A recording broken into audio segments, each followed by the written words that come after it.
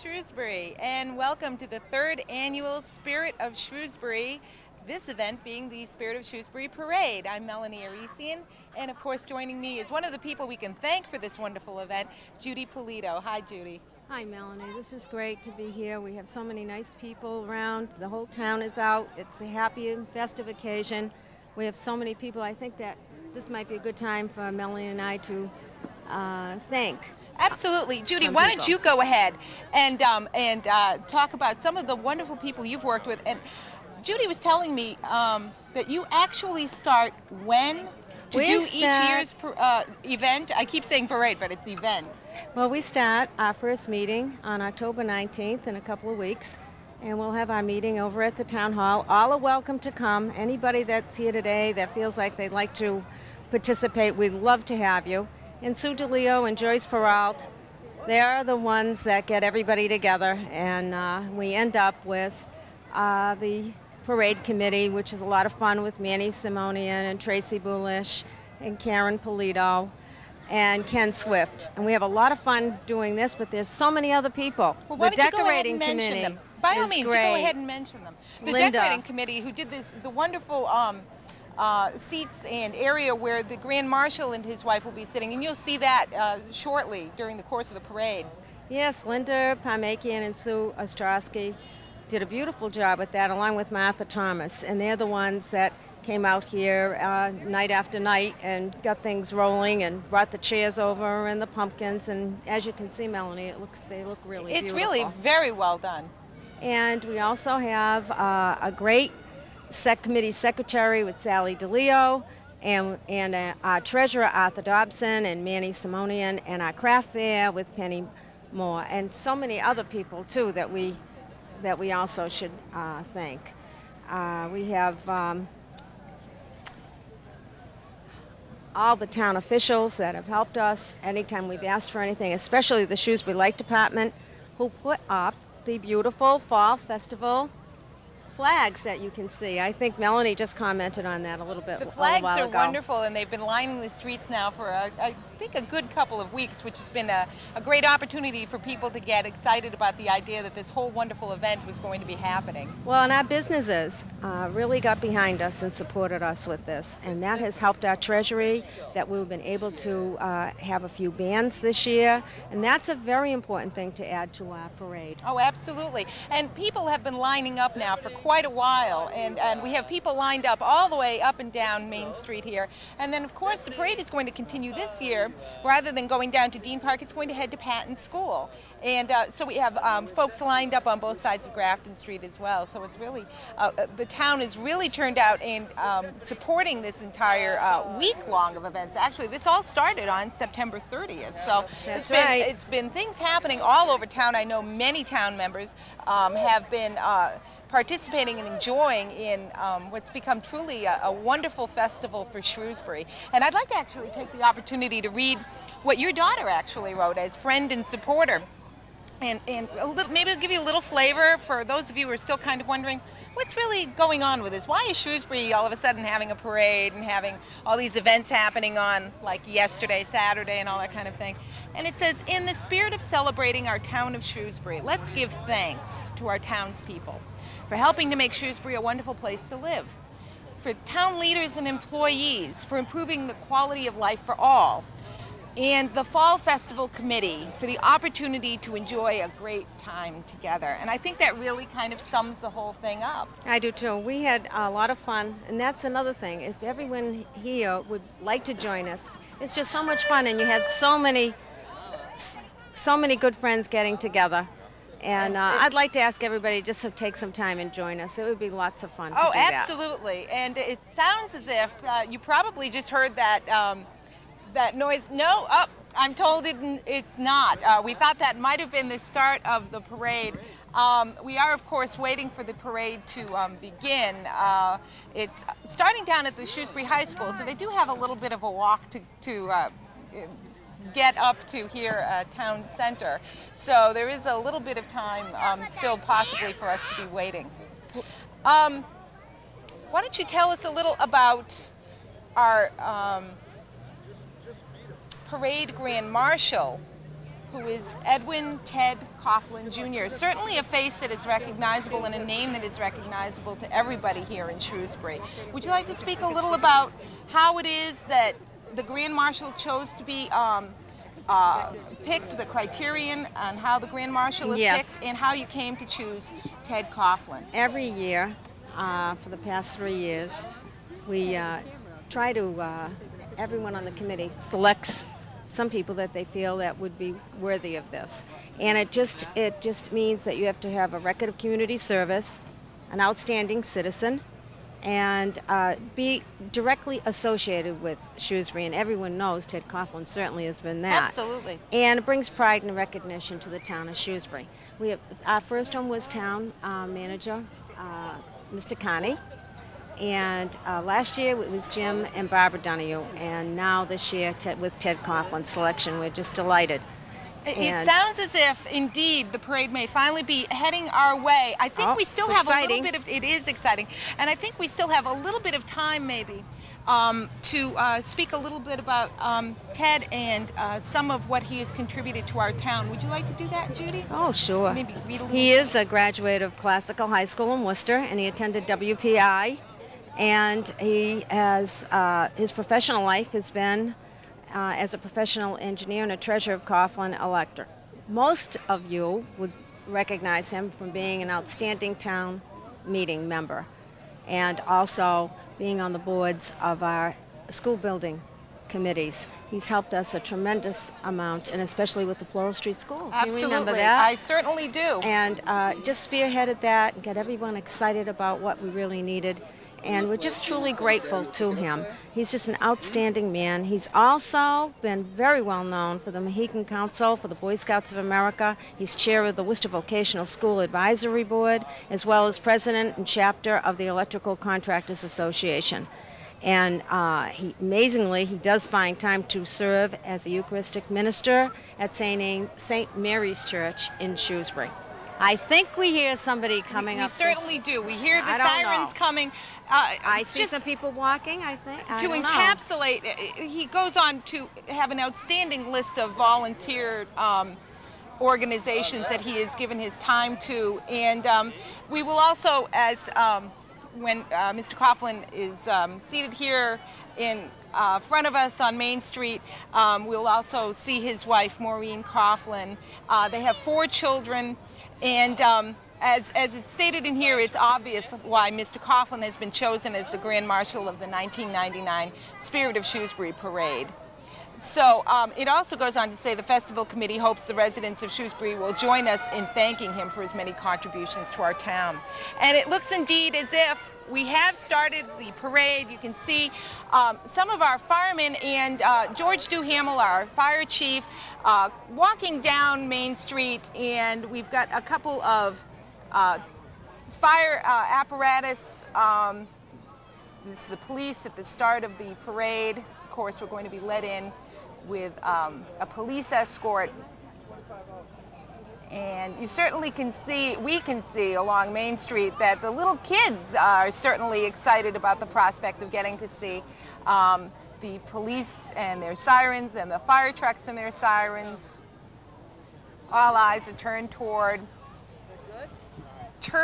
the beginning of this parade and the start of a wonderful event, which is going to be quite an event. You have 4 divisions this year. Yes, we do. This year we do. We have a couple of bands.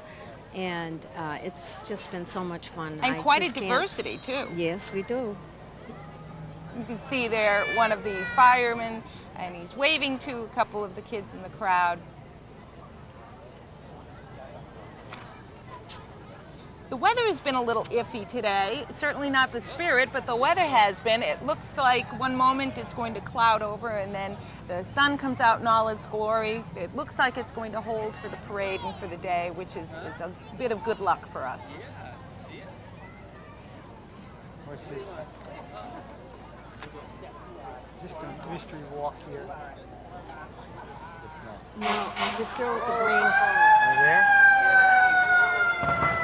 You can hand that into her if you'd like to. Do you have the papers? Once again, Here we are at the beginning of the parade, and again, this is Melanie Arisian with Judy Polito on what's turning out to be, it looks like it's going to be an okay day for this event. This is, of course, being brought to you by Shrewsbury Public Access.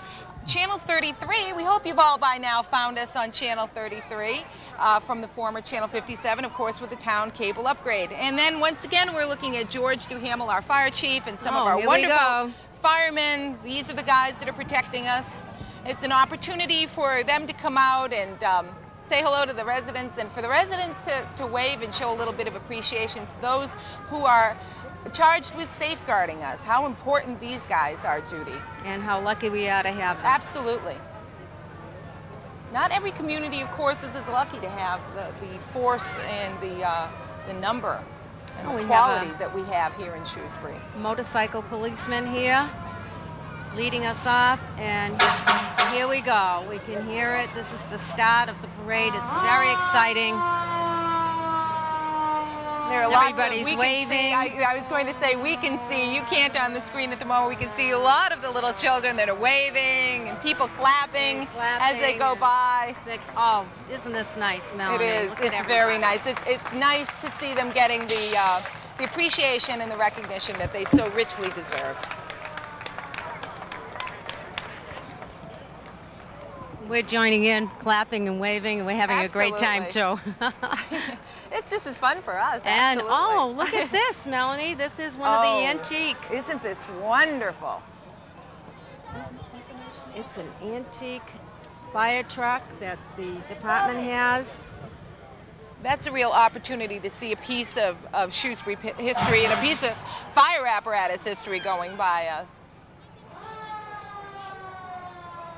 We weren't so lucky, of course, always to have the access to the fire plugs and everything else, and the immediate attention that we get.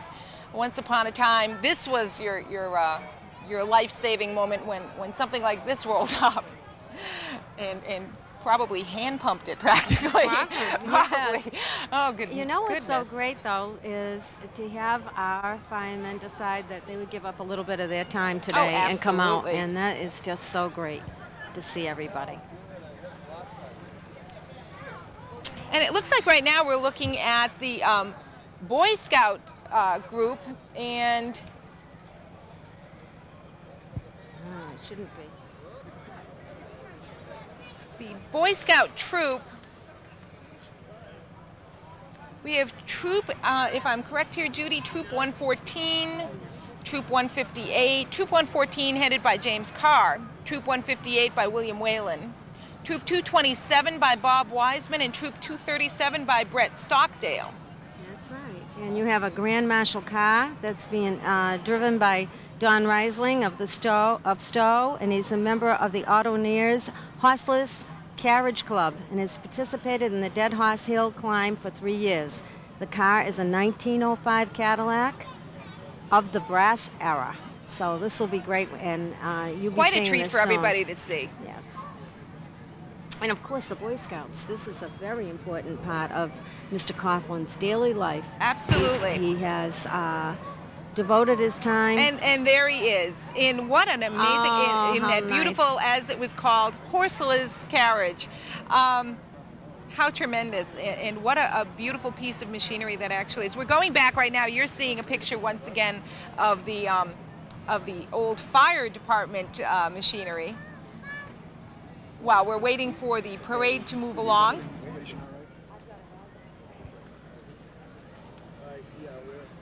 Things are still at this stage right now here on Main Street kind of lined up in front of us. You, of course, are looking now at a picture again of the Boy Scout troop. We saw a little a brief picture of, oh, there's Dan Morgardo, our town manager, and back to the Boy Scouts. And you can kind of see a couple of the selectmen behind them. And I believe we may have an announcement from Maurice DiPaolo, our Board of Selectmen head. Oh, now there's an interesting looking fellow. Oh, that's fun. It looks like a very interesting Dalmatian going going around in a fire jacket. He looked like he had some kind of bucket in his hands. I don't quite know what was going on he there. may have some candy. He's giving it out to the kids. Oh, that's wonderful. Well, while you were looking at this shot of the Boy Scouts, there is that wonderful Dalmatian that you saw just a few moments ago. And he is handing out of his bucket, he's handing out, there he is. Oh, there's more than one of them. Fun. They're handing out candy to the kids. What a fun moment for them. Well, we don't have 101 Dalmatians, Judy, but we've managed to find 2 here. Well, they're having a great time. They are. And this will proceed now. They'll be taking a right and going down to Patton School. So they'll be going down Route 140 and And it's very Street. likely what's probably happening at the moment is that while this front-running part of the parade has come up to Main Street, that behind us there is more of the large division that's going to happen coming up behind them, and they probably needed to gather a little. But as you just heard from that siren, certainly, things are now proceeding down down Grafton Street, heading down toward Patton. Oh boy, everyone's waving, smiling. It's a great day in Shrewsbury. Everyone is just smiling, having such a good time. Of course, it's so wonderful to hear those sirens and know that nothing but fun is happening. That's right.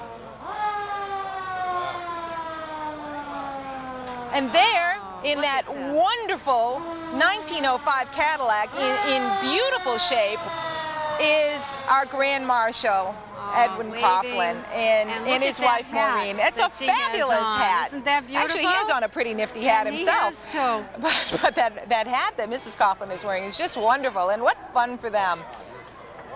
It's nice to be able to say thank you to someone who has dedicated so much time and effort with the to Grand the town. Marshal flag coming up. And that's wonderful. There he is. A wonderful group of Boy Scouts with the flags. Isn't this beautiful? Well, he looks like he's having a dandy time. Oh, look at this. And of course, he's taking pictures. He's taking pictures of his grandchildren. He's not one to just let himself be photographed. He's going to get in on the fun too. And of course, he's getting out now. And his grandchildren are here, and they're smiling, they're clapping for he and his wife. And they will be coming over to take their seats to watch the parade pass by them. Yes, and I think Mo DiPaolo will be coming over to say a few words. And the crowd once again giving them quite an enthusiastic round of applause as he's being welcomed by his family, his very appreciative and loving family members.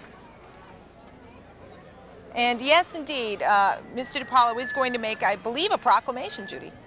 Yes, he is. He's going to be reading that now, and we have Good afternoon, everyone. On behalf of the Board of Selectmen and Senator Guy Glotis, I'd just like to say that we're very proud and privileged to be part of this parade for the Spirit of Shrewsbury this weekend. We're stopping here at this point in the parade because we want to take a moment to honor Ted Coughlin. We have a proclamation that the selectmen have signed in honor of Mr. Coughlin, but before I read that, I'd just like to say that Mr. Coughlin is truly, there is nobody more deserving of this award than Ted Coughlin. Ted Coughlin's activities throughout the years are so numerous, there are too many to mention. And he's been a role model for many of us who aspire to come into public service. He just exemplifies what public service is all about. And Ted has given something that's much, much more valuable than money to this town. He's giving of himself, of his family, and it's just a wonderful tribute to Mr. Coughlin today.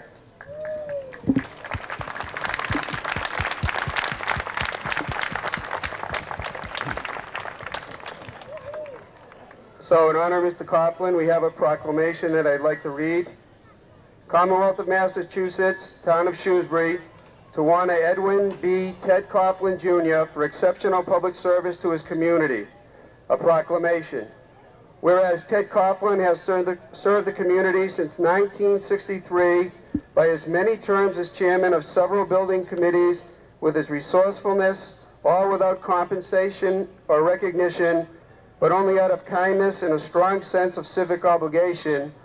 And whereas Ted personifies the highest qualities of leadership, character, dedication to family, community, and public service, and whereas Ted Coughlin has been instrumental in a number of endeavors which will benefit Shrewsbury for future generations, and whereas Ted Coughlin is an inspiration for all who aspire to serve their community, and his foresight has enabled Shrewsbury to maintain top quality buildings during a period of growth, great social change, financial limitations, and whereas Ted has been selected as the Grand Marshal of the Spirit of Shrewsbury Festival 1999, and it is especially befitting to pause and note the many accomplishments of this citizen.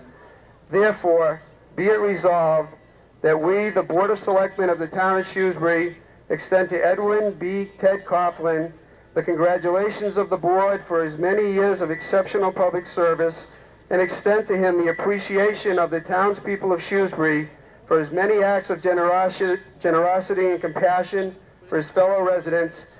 In testimony thereof, we have signed our names officially and caused the seal of the town of Shrewsbury to be affixed to this 3rd day of October in the year of our Lord, 1999. Thank you. And what a wonderful tribute that was, Judy. And there is Mr. DiPaolo coming over to Mr. Coughlin to give him that proclamation. There's Guy Glotis congratulating him as well as the rest of the members of the Board of Selectmen of Shrewsbury. They are, of course, Tom Fiore, John LeBeau, Maurice DiPaolo again, Bruce Card, and Lori Hogan. And Dan Magato is also coming over. Exactly, extending. he's coming over.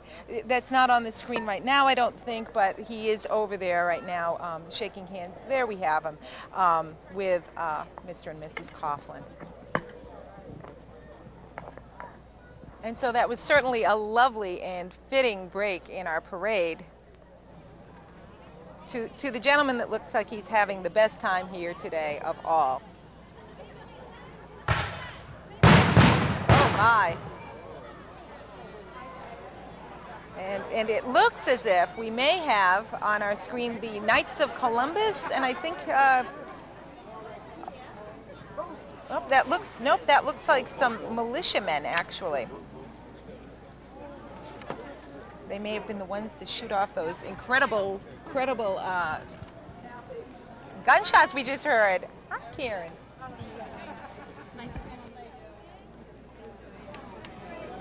And there are the Knights of Columbus that I believe are next in line to come and show us something wonderful.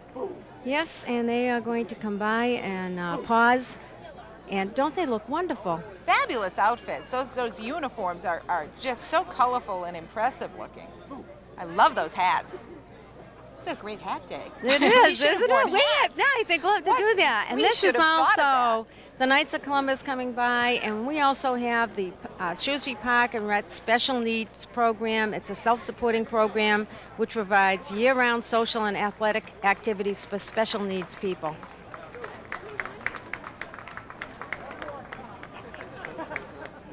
Looks like a little bit of banter between some of the Knights of Columbus and Mr. Coughlin.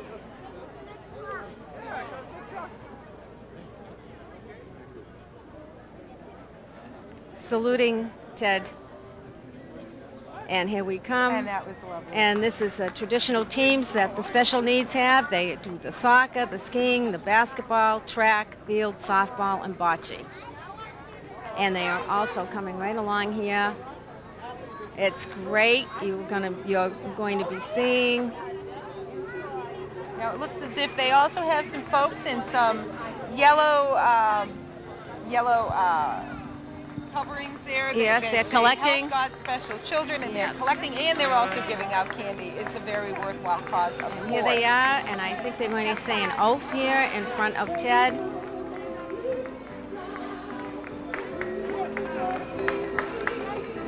This is great for the spirit of Shrewsbury because of the organizations like the Knights of Columbus. They really dedicate.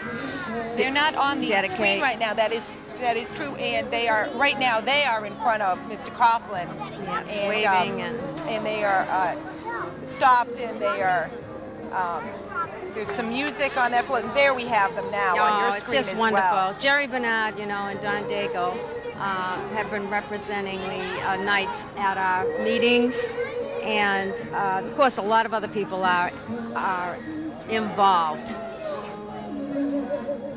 And they're waving now, and we're waving and back. we're waving Hello to you back. too. It's just wonderful. Track and field in 1989, softball 1992. And I we need have to think of what I'd have to do to get one of those medals around my I neck. know I couldn't do it, I managed Melanie. to make it here to my chair.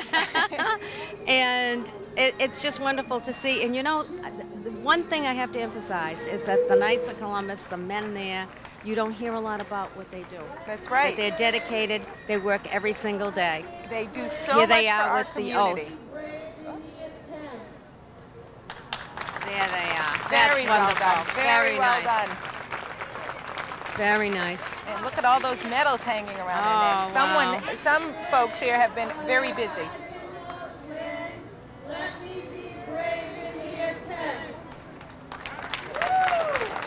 Well, they are all winners, and we are too for having them here.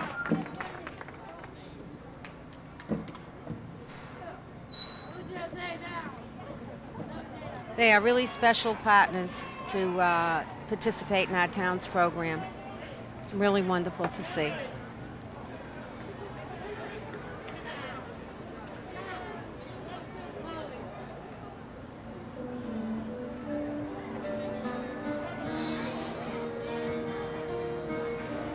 And we still have some music coming. See a lot of familiar faces. Paula from the Parks and Rec. Yes. She's a great asset to the town, isn't she? And there they go to say hello to some folks. Yes. Continuing on down Grafton Street. And here we have the Westboro Federal Savings Blues. Yes, the Westboro Savings Bank has, again this year, donated them funds for us to have the Federal Blues come That's here. wonderful. And I think it's just great. The Federal Blues commander is Edgar Hebert. He maintains 64 members of the militia of the Fife and Drum Corps. And here they come, Melanie. Don't they look fun? These are wonderful outfits. And just to watch them marching like this, how exciting.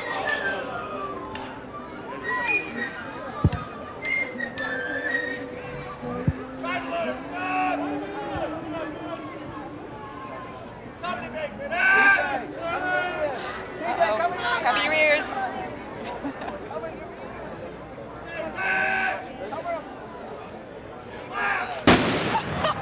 My goodness. Oh my word. Here we go. I think they got a light with that one. Wonderful. That was fabulous. And listening to the wonderful flute music, the fife music there. And look at the littlest one there. Right, and look at the Korean War vet color guard. Oh, just very Ken striking. Swift helped us with that, and he's been on our committee also, and it's great to see them. And of course, moving right along, we The have veterans are here. The United States submarine veterans will watch you. Here we are. Korean veteran from Shrewsbury marching with their flags. and it looks And, like oh, we moved look what's on coming to the Aleppo marching cars. It looks like we have the cars here. Oh. Loveys. Well, we have Loveys going by. Loveys towing. Glad to see you here in the parade. Don't want to see you coming from my car, that's for sure. I have before, but.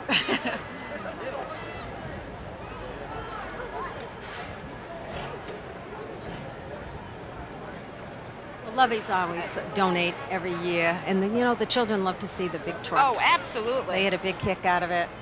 And like you said, we don't want to see them coming after As long as the our kids cars. get a kick out of it, that's Yeah. fine.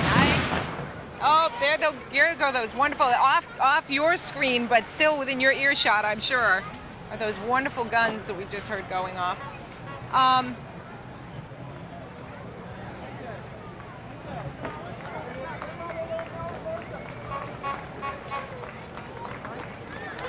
We've moved on, and we can see the wonderful cars from the Aleppo Shrine Temple. And it looks like we have 1901 Oldsmobile replicas, and that there's also a trailer we're going to be seeing with a model of the Shriner Burns Institute in Boston. The Shriners, of course, my goodness, talk about a wonderful organization. We have Kevin O'Donnell, the captain of the Aleppo Cycle Unit of Wilmington, Mass. This is the precision drill team and parade unit that does about 24 parades per year for the benefit of Shriners Hospital for Children. They have 22 hospitals, 3 burn hospitals, and 19 orthopedic hospitals. How important. The state of Massachusetts has one of each, Boston Burn Institute and Springfield Orthopedic Hospital. The riders also compete with other motorcycle units from around the United States and Canada annually, called Imperial Sessions or Northeast competitions that are only with other Shrine associations. This team just captured second place in Portland, Maine on September 18th for the Northeast Motor Corp for two-wheel units. And they are just so much fun to watch. The kids and the adults get a huge kick out of watching these motorcycles and cars go by. We're watching the motorcycles right now. Of course, the cars just went by. I'm just watching Ted and Maureen Coughlin. They're delighted, they're clapping, they're just having so much fun. And, you know, this, as you read and stated, Melanie, the Shriners give so much back to our community. They really do. And they give so much joy with the demonstrations that they do, and they dress up, as they say, we dress, funny and like clowns, and people can laugh at us, so the children who have been injured can laugh. That's too. right. Oh no, look at this impressive. Very impressive, and the smiles they bring, it's just amazing. We covered a parade once when they had a convention here, and here they have their motor patrol trucks, and I remember seeing a couple of the kids that they had helped just come running up to some of these gentlemen who they recognized and giving them big hugs, and the gentleman was standing there talking to the kids, and it was just very, very, very heartwarming. And don't forget, this is going on weekend after weekend. For these gentlemen, that's right. Yes, they come out and they give their time, and they come to the parades to let people know. And they do ask for donations, and this is what that's all about. That burn center is so important, isn't it? Absolutely. Where would we be without people like this? And once again, it's part of what the Spirit of Shrewsbury event is all about. It's just, being out there for people, and it inspires other people to be out there for others as well. We can see some of the crowd, of course. Oh, they're all clapping. You can see all the people lined Everyone's up here waving. in Main Street. Oh, here we come. The Aleppo Motor Patrol. Look at the truck is coming forward. Shriners. And there they go. With one of their little cars right on top of the truck there.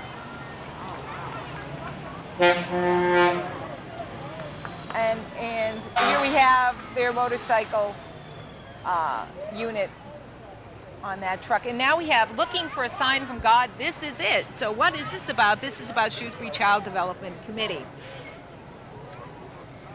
Approximately 30 children and 50 adults will march and will lead with a banner and balloons, and they will be passing out information. So obviously this is a pretty well-supported organization here in Shrewsbury, the Shrewsbury Child Development Committee.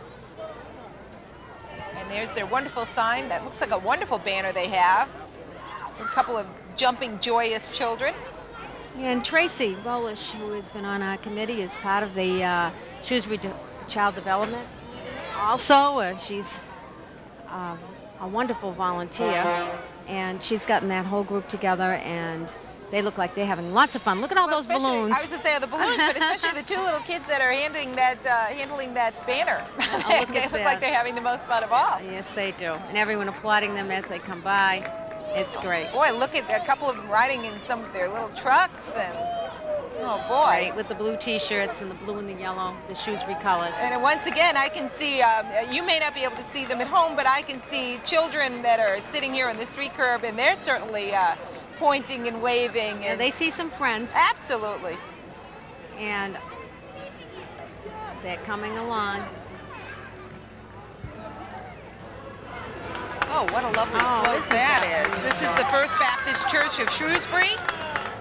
And They have the same as last year for size, and we remember them from last year, and a truck with a small trailer. And they're doing it in sign language? Am I saying that right? I think you might yes, be they correct. Are. That's wonderful. Cub Scout Pack 158. How do you like this? I like it fine. Charter organization, St. Mary's Church, Cub leaders, and we've got about 30 people marching here. And look at that, coming over. Ted is very excited about that. They're coming over to shake hands with him. That one. Yes, and it says that their pack has about 80 boys, and we hope to include more boys next year. So, boys, if you're out there listening, you've got a place to go to. Should you be interested, it looks like they're looking to sign up members. So, remember great that. Group. Look at all the dads and the moms that are volunteering their time. It's a wonderful organization for families. Is. And we're being followed by what I think is another wonderful organization, which would be the Junior Girl Scout Troop 309 of Shrewsbury. And we have Elizabeth Ware, troop leader. And we also see on our screen Brownie troops. Well, now we're back, I believe, to the Girl Scout troop. Of course, I don't know about you, Judy. I was a Girl Scout. I loved every minute of it. I did too. We have Girl Scout Troop 315 passing by. Yes, and also we have the Brownie and Juniors, and there's lots of troops involved with that. You can see them. It's great.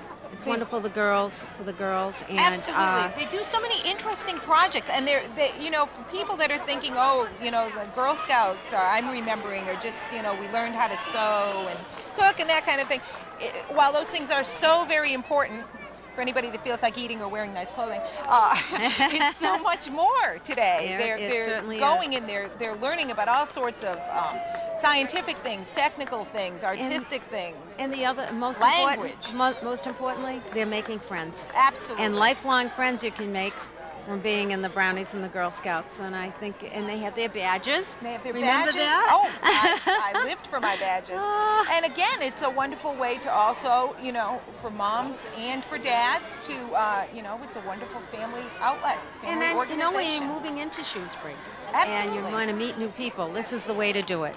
And you can see, like you said, Judy, there are the moms and the dads marching with the Brownie troops, the Girl Scout troops, the Cub Scouts, and the Boy Scouts. There they all are. Very happy. They're all smiling. You can see them waving. Troop 332 coming up now. A lot of animated chatter going on out there. Everybody's smiling. It's great. Actually, Melanie, I didn't realize we had so many Girl Scouts and Brownies here. This is wonderful. It is wonderful. Oh, and my goodness, what do we have coming up behind us here? It looks like some puppets. Oh, now you didn't see that. We are seeing a wonderful horse-drawn carriage here, but one of the Girl Scout troops that just went by, there they are, have some, looks like some wonderful puppets that they must have created. Oh, look at this antique. The Shrewsbury Friends now coming up here with a wonderful car. These are a group of people that meet. And we have Leo and Kay Scavone. Now, Leo is a longtime resident of the town of Shrewsbury, and with his lovely wife, Kay, who has been a dedicated member of the Housing Authority. Great couple, and it's a 1928 Ford pickup. And here we go with the Campbell Insurance Company coming by, waving their children. And one young gentleman there, we're not looking at him now. He is in front of us. He looks like he's waved his arm right off. and we just have the Francis Garden Seniors passing you just saw by, and now we have another few wonderful cars, just wonderful antique cars going by.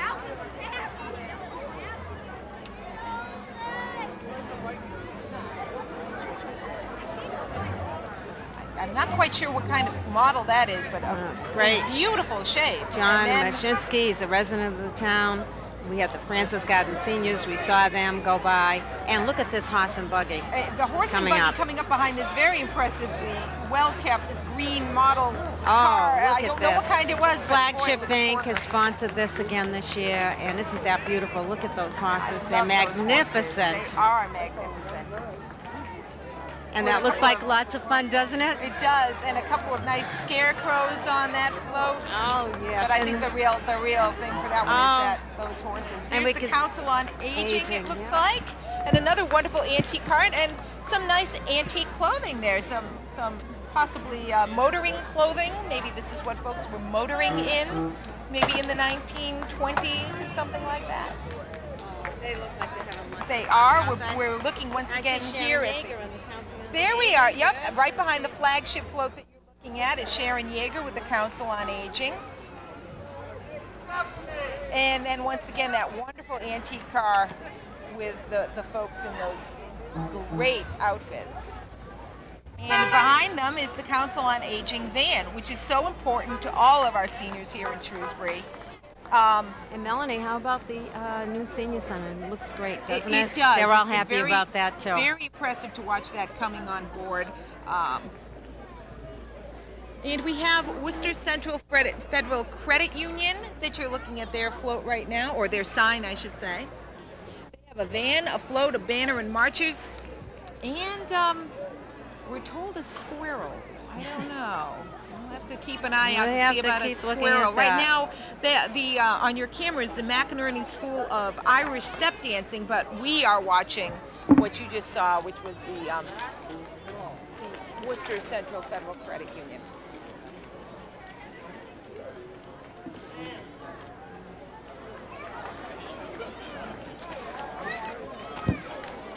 Okay, so once again, we're looking at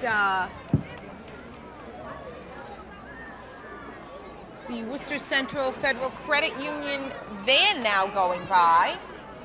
Doesn't that look great? It looks like so much fun with a wonderful wagon with some kids and some big stocks there. It's very well decorated and some big squirrel. There's a squirrel. There it is. We were waiting. We were waiting, and he Yes.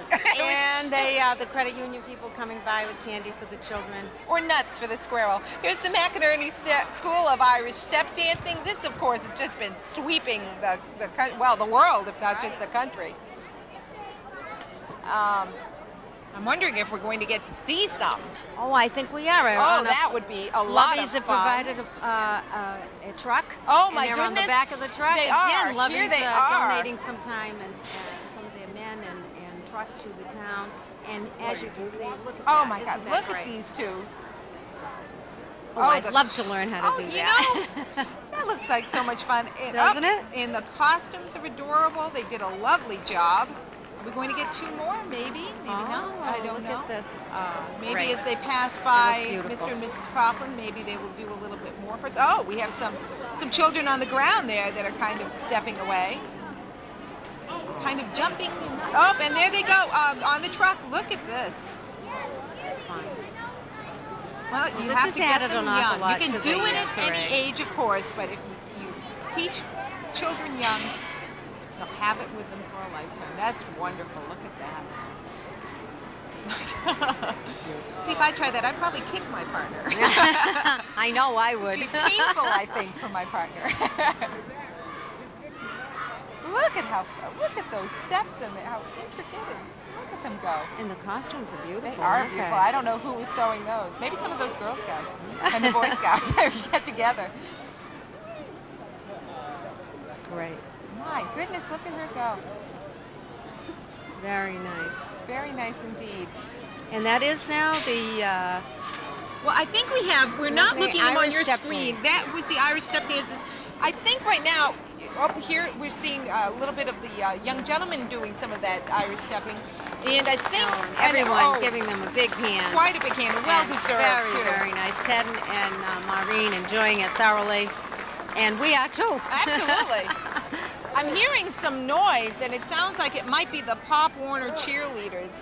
That's not what's on your screen right now. They're filming something a little bit further down, which is looks to me like from the Calvin Coolidge School. But I do believe here we have the Pop Warner cheerleaders, giving a rousing one for the home team here. You know, the combined amount of energy in this parade is just unbelievable.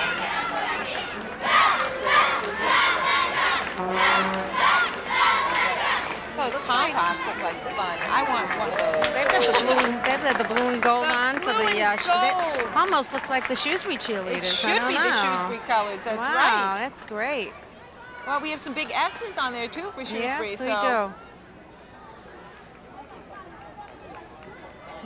And now here we have quite a large crowd coming from the Calvin Coolidge School.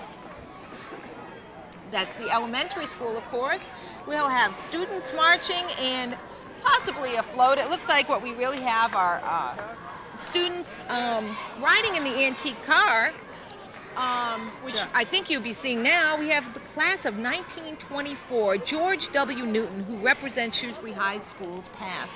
George was born in 1909. He attended 8th grade at the town hall while waiting for the major Howard W. Beale Memorial High School to be built. As a 9th grader, he attended Beale School, being the first class to enter Beale High School. Interestingly, his daughter Phyllis Newton Fisher was the last class to graduate from Beale in 1956. In 1928, George graduated from Boys Trade and later became the owner of McPhee and Newton, a garage on West Boylston Street in Worcester. He has 4 children: David, Nancy, Newton, Roddy, Phyllis, and Paul. And George is also 15 grandchildren and 9 great-grandchildren. My goodness. Now, of course, going from the former Beale School graduate to Calvin Coolidge School. The elementary school has a wonderful banner and some balloons and lots of marching parents and students showing how supportive they are of the school they love, followed by the Springsteen School, which also has a wonderful banner and balloons and parents and students marching for their school. Lots of school spirit out here today, Judy. Oh, yes, and I can remember fond memories of Calvin Coolidge School. We had a great class down there, and we enjoyed that school very much. And now, what do we have coming up? Coming up, we have Patton School, Coolidge School, and Floral Street School. We have wagons. That looks like Eric Larson. I know certainly yes. a former, driving one of the trucks, a former Shrewsbury High School goer. I went with Eric. He was a little bit older than me, a little bit. And for Patton School, of course, we have Chris Gustafson. Chris Gustafson leading. Oh, look at the children. There she is with a wonderful waving. shawl, with a hat, and of course, Chris is the wonderful dedicated teacher at Patton School and wife of Paul Gustafson, who's one of the people bringing this parade to you for SPAC today. And more parents and students showing support for the schools that they certainly appreciate and love. And did you know that Patton is celebrating its 50th anniversary this year? I didn't. My and goodness. Gail Biseglia, the great principal down there, has done a wonderful job with all those dedicated teachers. I have lots of fond memories of Patton myself. And here comes Floral Street School. Our newer school in town, not so new anymore, of course. It's been a couple of years running, and already it's as if we never had missed a day without them. It's like they've been with the town forever. Look at that wonderful float. Look at this. Oh my goodness. Oh my goodness. And quite a vocal bit of noise there coming from the students and the parents of the Floral Street School. And I certainly know from some of the parents I know with children going there that they just are wild about that facility. And right behind is St. Mary's, but we are here back with the Floral Street School folks. And I wonder who did that wonderful float they had, that great, it looks like paper mache blue jay. I don't know if that's their school motto or something like that, if they have like a little insignia or something like that. I'm not aware of it, but... Well, here they go. They're chanting Floral Street School.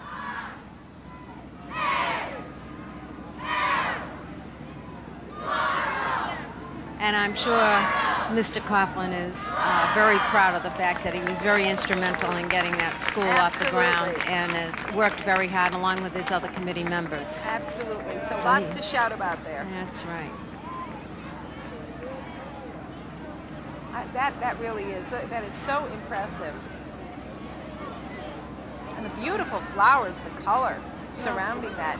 This is what it's all about. When you see the children, absolutely. see the parents, and the spirit of Shrewsbury, I think it's something that Joyce and Sue really feel is so important to the And of town. course, their banner says it all. The past is done, the present and now, and the future is ours. And here's St. Mary's School. Oh, wow, they're enthusiastic group.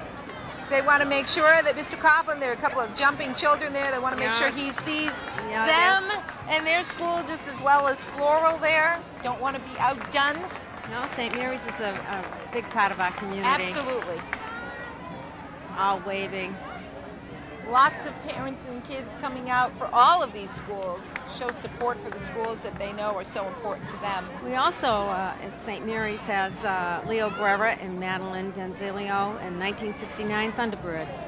Oh my, there's a beauty. Isn't that nice? Absolutely. I always loved that car. That's a wonderful car.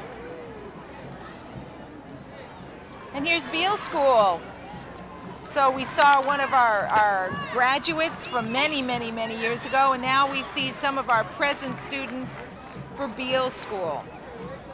And they've just given Beale School, of course, a facelift. I'm sure everybody in town has seen that the front of Beale School looks a lot different now. And It looks they have that great. wonderful sign, and it certainly does look great. Oh, and they're just so young, and they they are. traveled a long way. I mean, they had to come all the That's way quite from a the walk. Oak Street at is the high school, quite a but they walk. look great, and they're all smiling and laughing, so they're having a good time.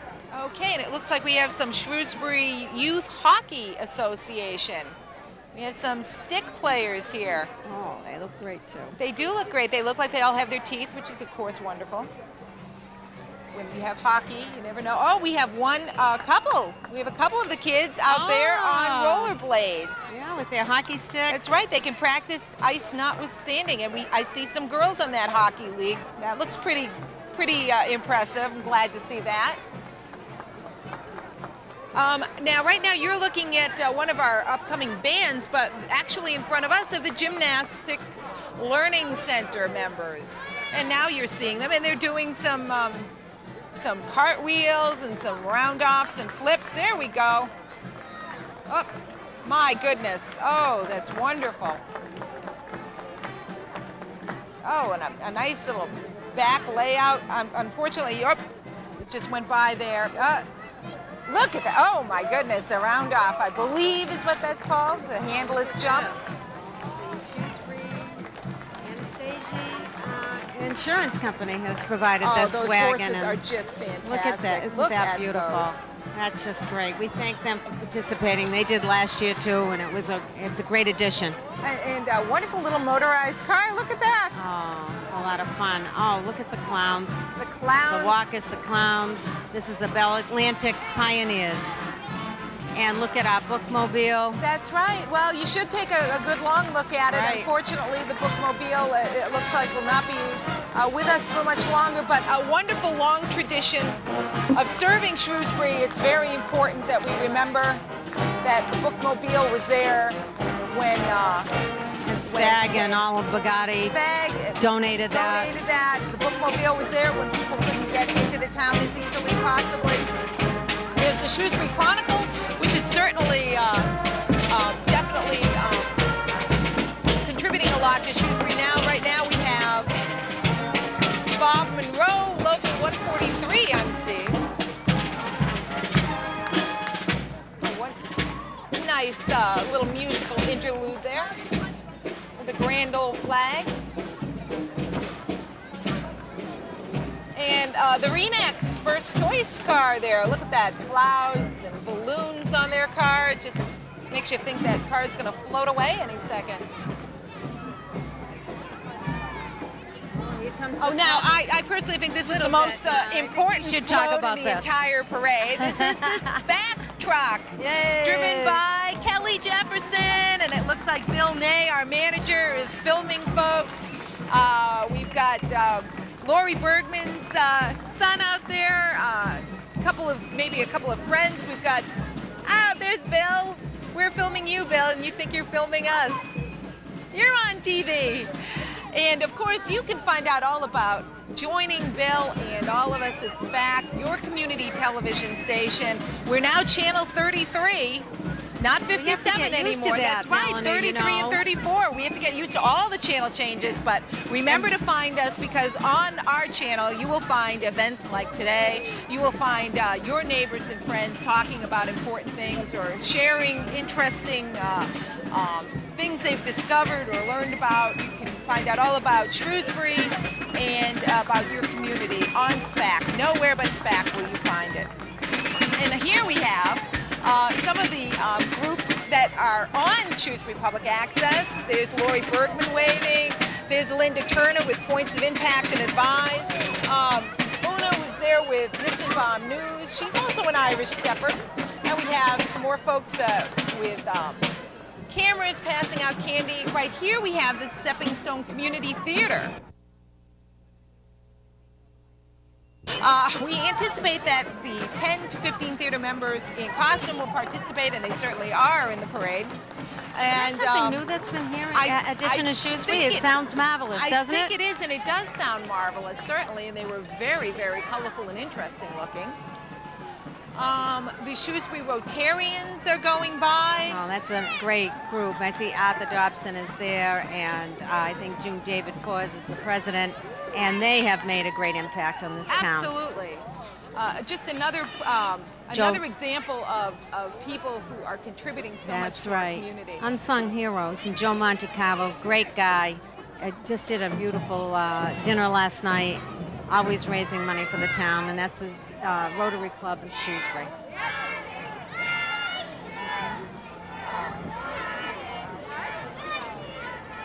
And looks like we have one heck of a band coming our way.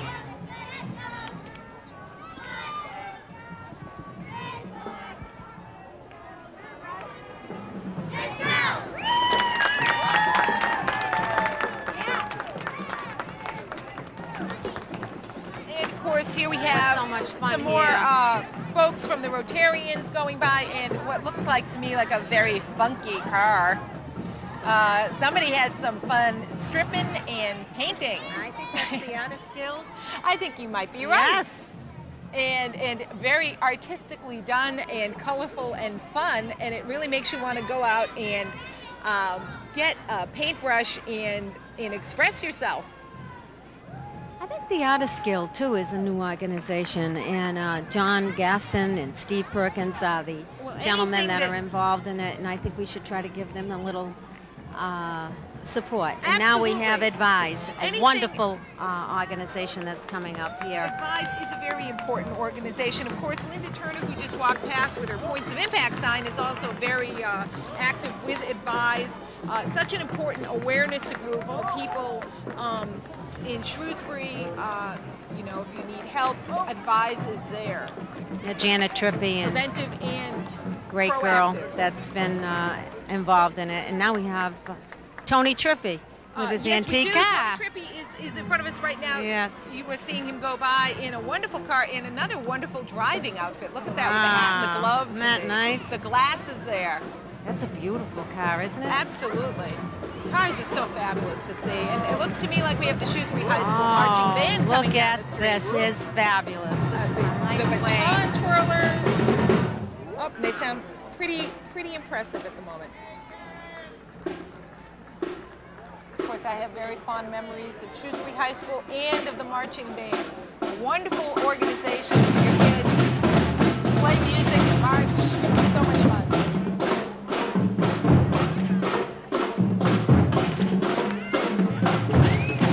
There's a beat for you.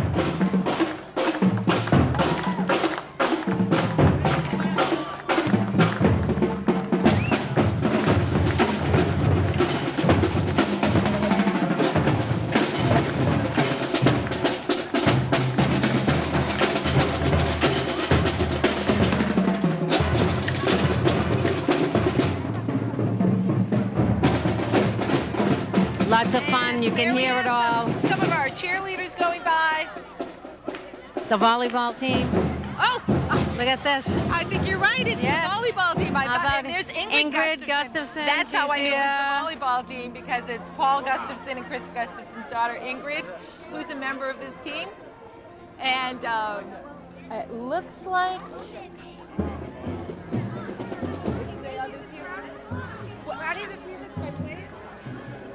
Actually, this is the, it looks to me like this is the cheerleaders. We were seeing the volleyball team a little bit further down. But it looks like they're going to give us a cheer.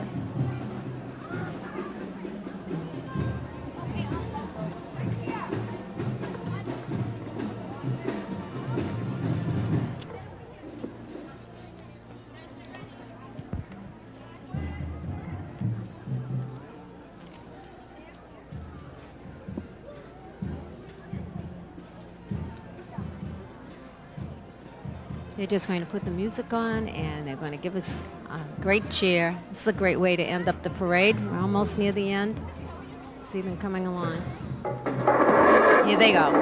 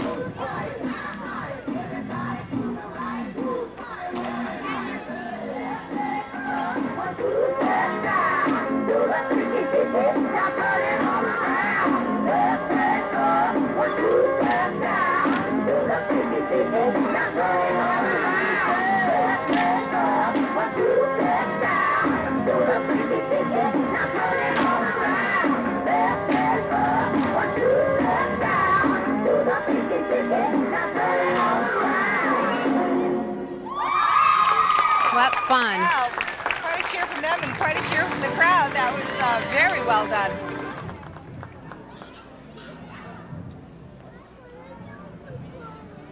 And it looks like we have a car coming down the street. Well, right now, you were looking at a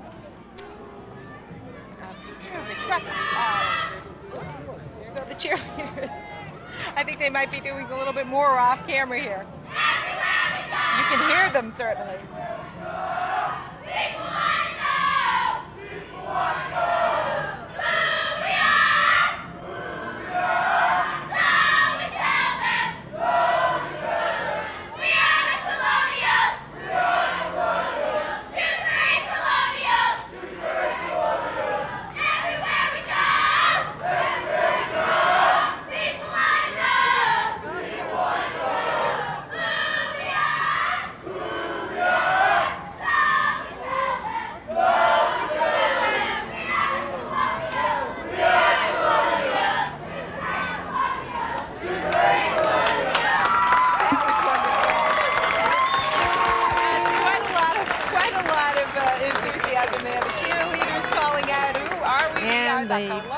The answer back from the Shrewsbury football squad. Here's the volleyball team. Here is the volleyball team. And they are showing some more school spirit for us here. Maybe they'll oh, they are. There we go. And there is Paul's daughter, Ingrid. I don't know if you can see them out there. They are popping a ball back and forth and managing to keep it going, too, which is quite something when you're marching down a street. Here we have Shrewsbury Travel. There's Shrewsbury Travel. Mike Trotto, former selectman, driving the antique fire truck. Nancy Trotto from Shrewsbury Travel. Manny Simonian, our parade leader. He's on top of the truck. Absolutely. It looks great. Like it's fitting that he's getting to close this out. Yes, it is. And that does look to me like it's the end of the parade for this portion here in Main Street. And of course, continue down toward Patton School. It's been wonderful, absolutely wonderful here, being able to bring this to you. Our Grand Marshal is still being congratulated by people and having people come over to him. And it's been a lot of fun being with you, Melanie, this year. Thank you very much. Once again, this is Shrewsbury Public Access, Channel 33. Remember, we are your community station. We said it before during the parade. It's so important that you get to know Shrewsbury Public Access, support it, come out and join it. It's free. You can come out and learn how to be on camera like Judy and I, or how to run a camera like the wonderful volunteers, the amazing crew that did that for you today. Give us a call, 841-8650. And if I can just say one more Absolutely. thing, I'd just like everyone to realize that they have an opportunity to come down and join us the Spirit of Shrewsbury Parade next year, October 19th. Call Joyce Peralta, Sue DeLeo. They'd be happy to see you, and so would I. And once again, congratulations, Judy. Another magnificent event. Well, thank you, Melanie. It's been a lot of fun being with you. Thank you, and have a great afternoon.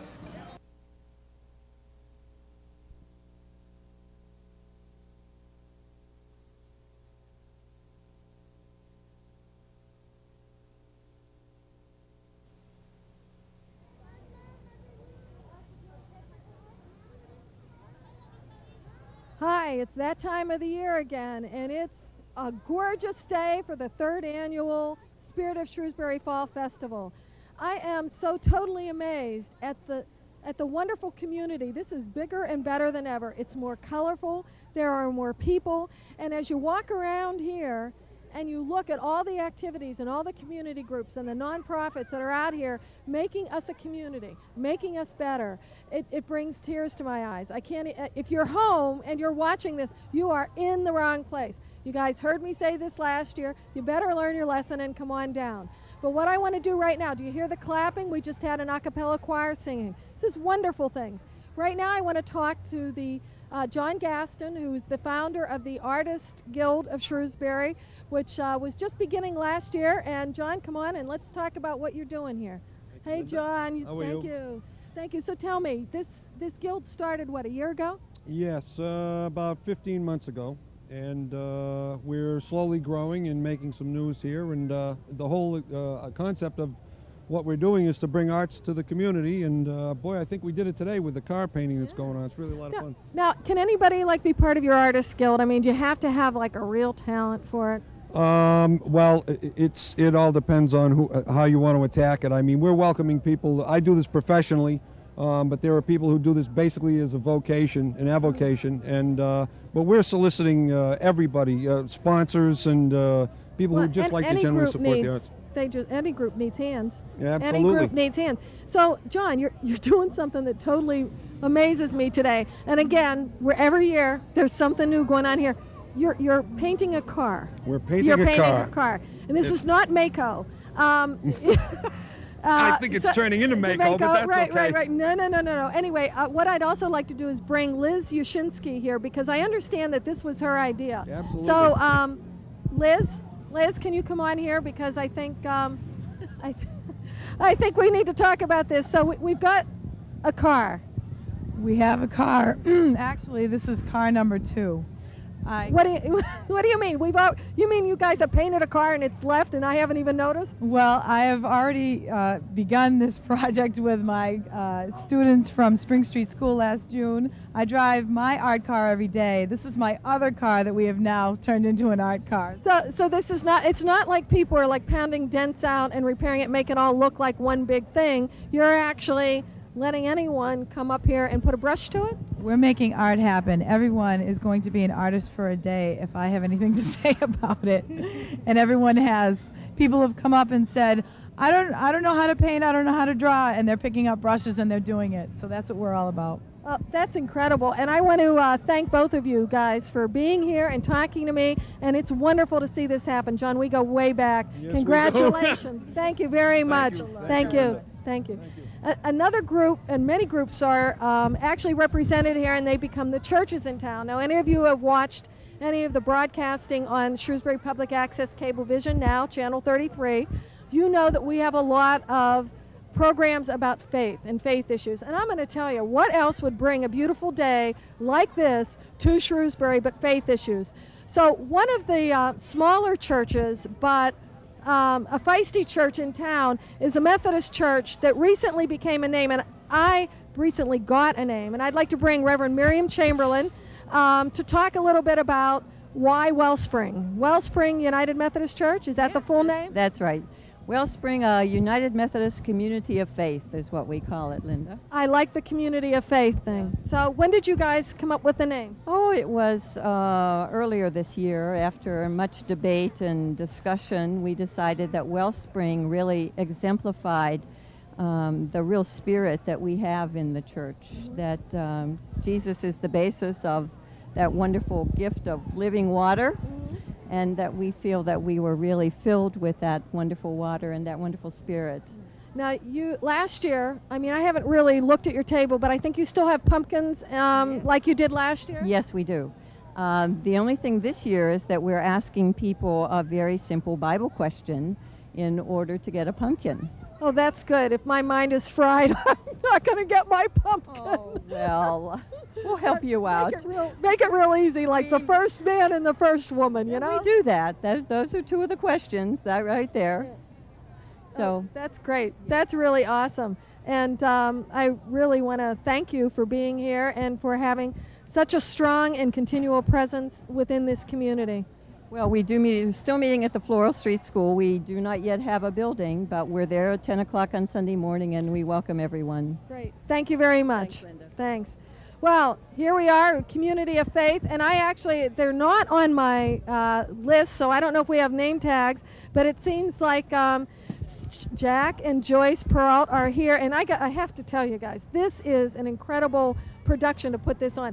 Jack had the most serious face this morning. When I finally saw him smile, I relaxed. All right. Thank you. That's good. I'm glad you're relaxed now. Yeah, well, sort of. Now, you guys have been in on these. This is the third annual. You've been in on this since the beginning, both of you, right?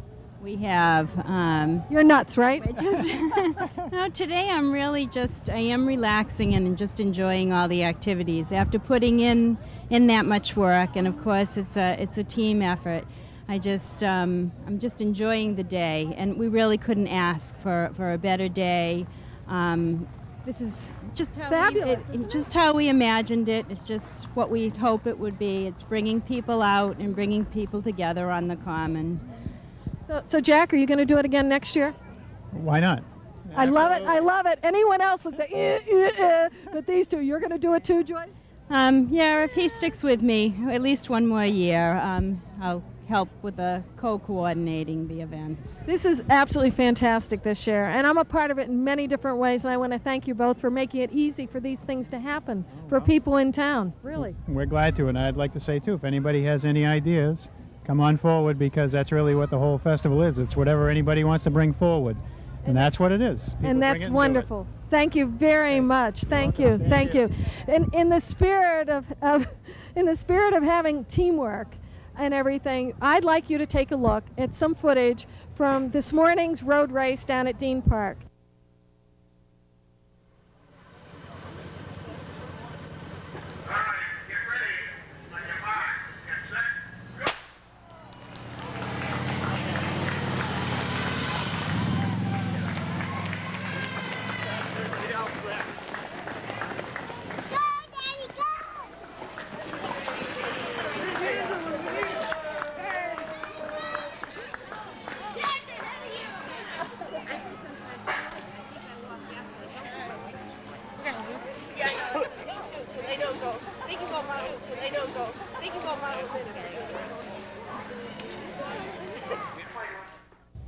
Good afternoon, I'm Jacqueline Martino, and we're broadcasting live from the Spirit of Shrewsbury Festival.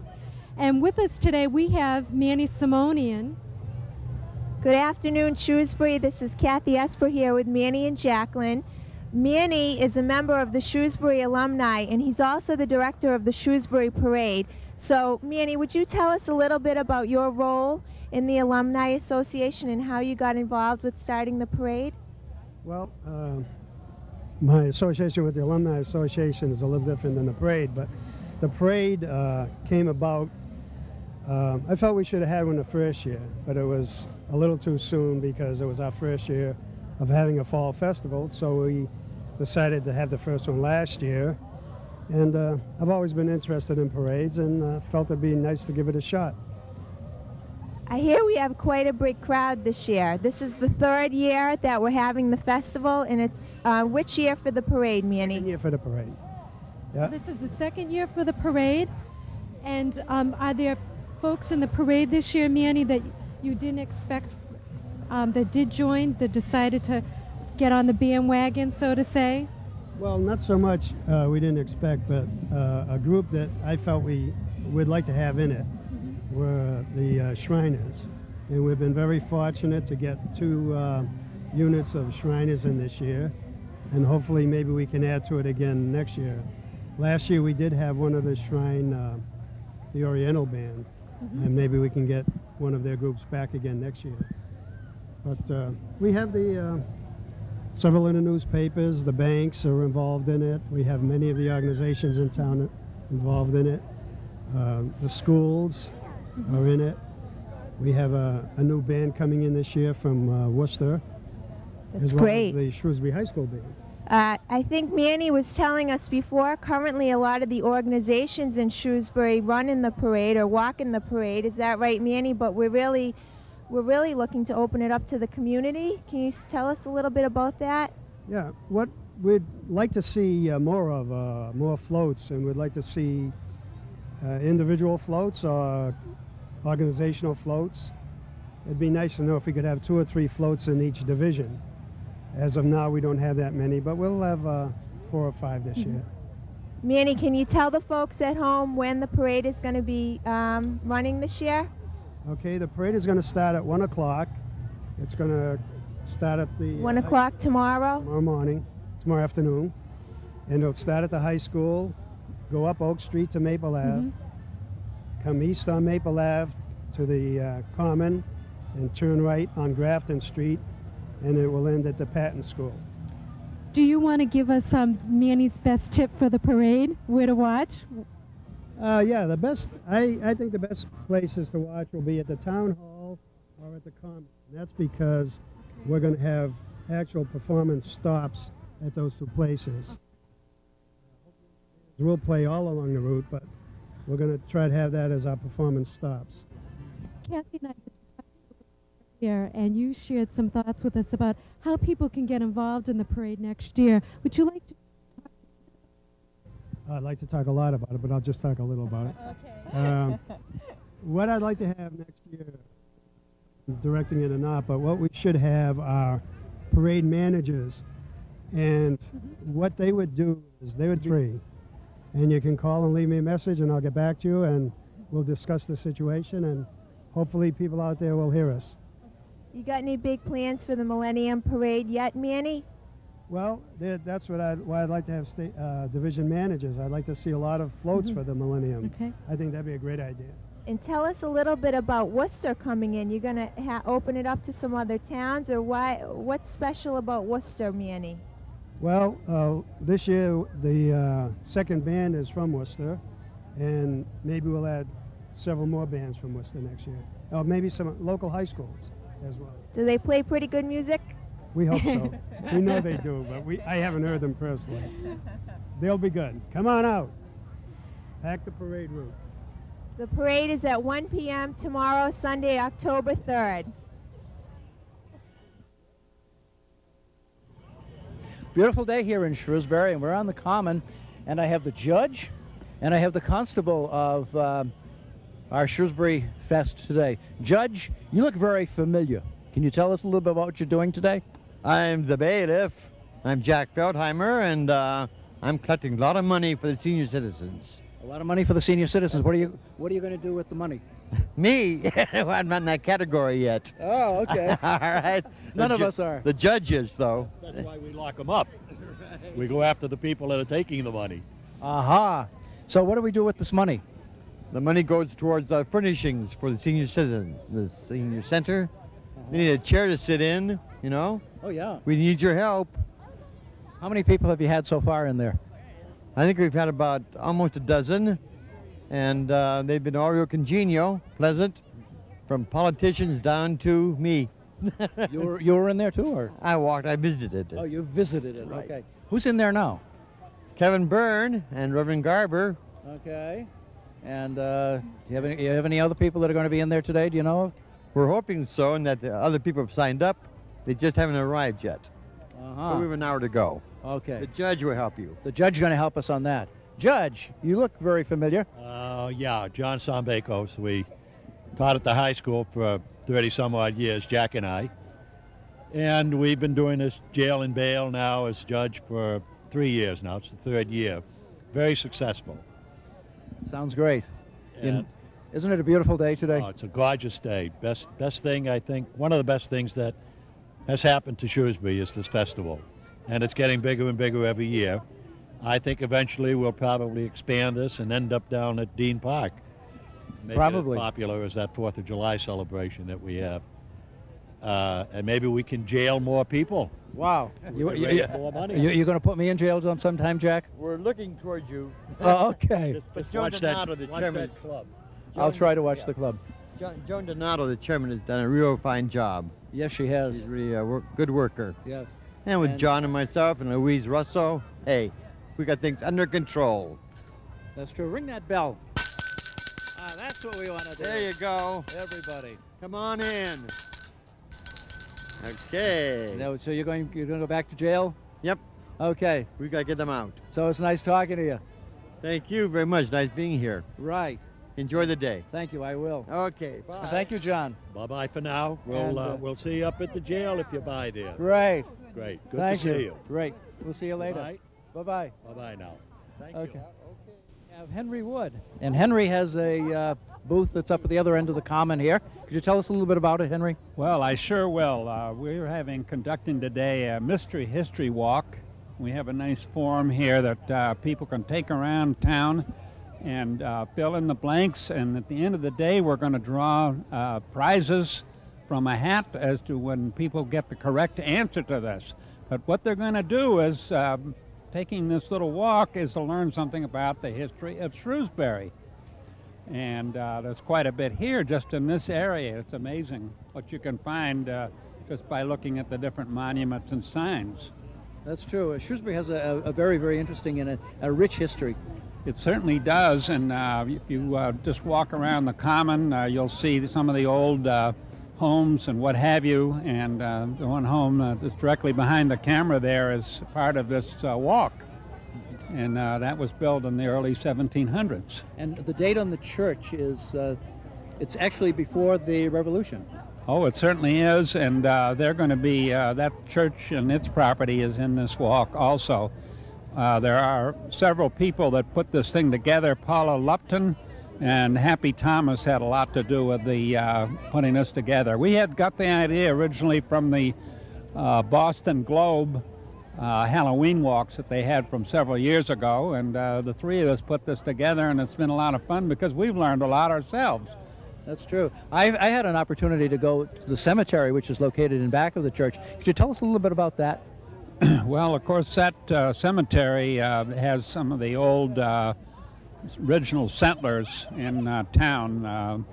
For example, the first minister is buried back there, and if you go in there, you can read what they did and their dates of birth and death and what have you, and it's just beginning history of town, and it's just very interesting to do that. But it's directly behind the Congregational Church, and it's part of the whole thing here in town. Of course, the common here we're standing on was originally a place where cattle grazed, and that's how rural it was in the beginning. And that's what the common was a place where everybody could go within the community. That's Isn't correct. that back in history? Yeah. Yes, that's correct. And the church itself was located in a different place originally, further down the common toward us, and at some point they moved it back to where it is now. And it's, of course, the center of attention here at the common. Well, thank you again for joining us on this beautiful day here at Shrewsbury's Fest. And we're going now to the race.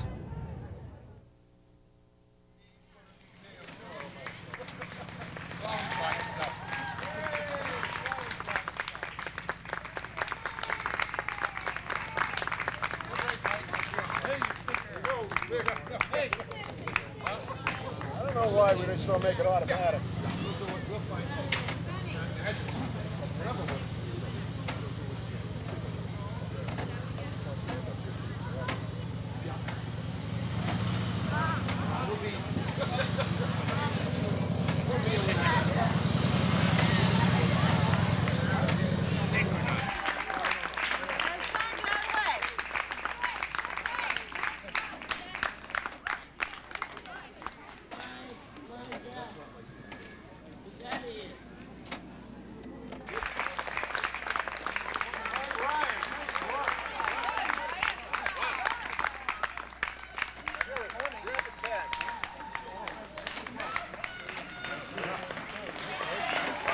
Get out of there, wait.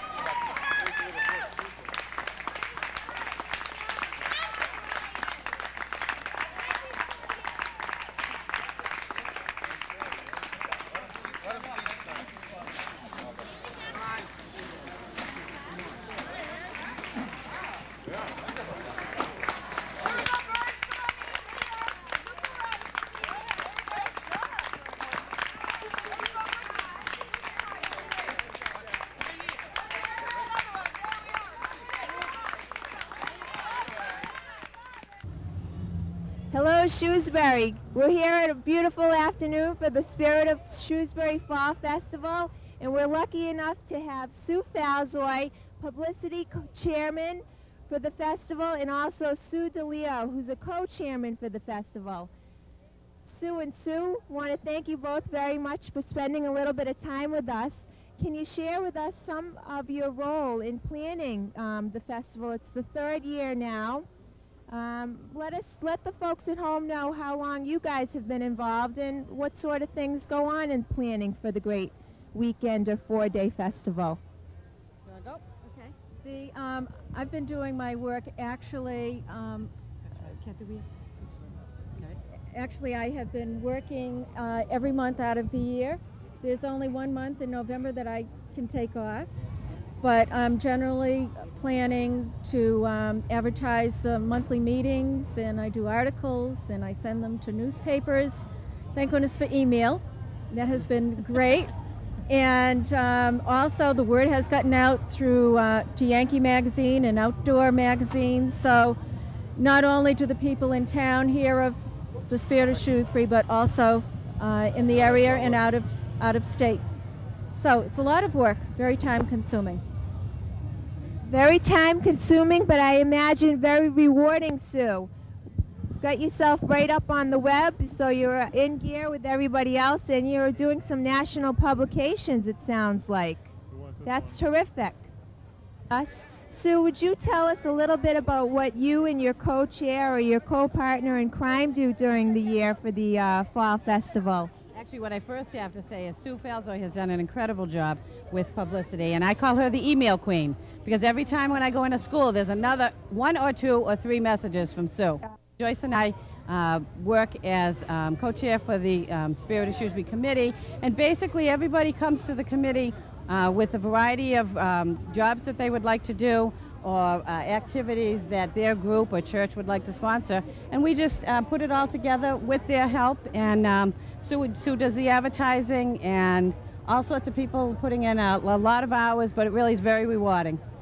You do put in a lot of hours, lady, but tremendous. Beautiful job. We're having a great day, and we want to thank you very much. Kathy and I are truly enjoying ourselves. We want to thank you both for the time that you give to this activity. We're going to go next to some footage that was done last night for the pajama party. Thank you, ladies. Thank you.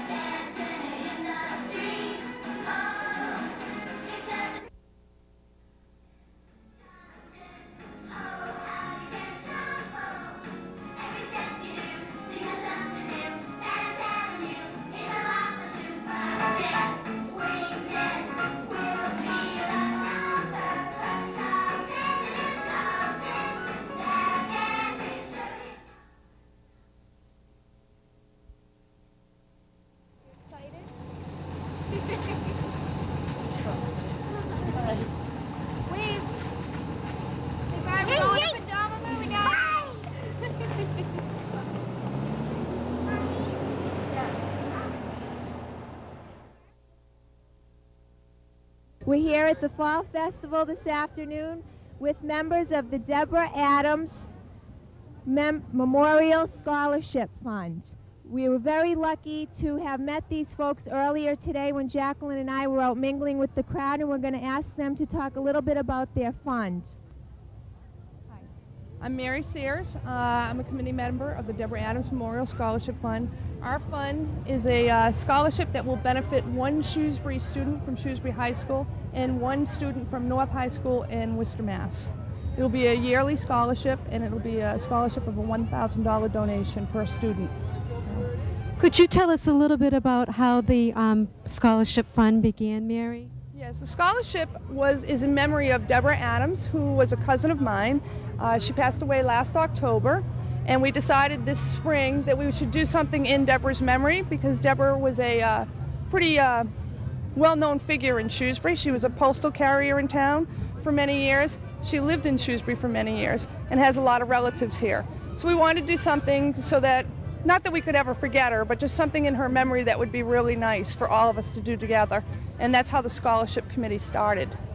And are the three of you working on this committee? Right. Yeah, all three of us have worked on it in various capacities. I'm Deborah's cousin, Paul, and I did like all the graphics and the graphic design work for the project. Mary's been basically spearheading the whole event, which we're having next week. Next Friday night, there's a dance at the Italian American Club in Shrewsbury, down on Dewey Road. And is there a donation for the dance? Oh yeah, there's donations. Yeah, go ahead. Why don't you tell them?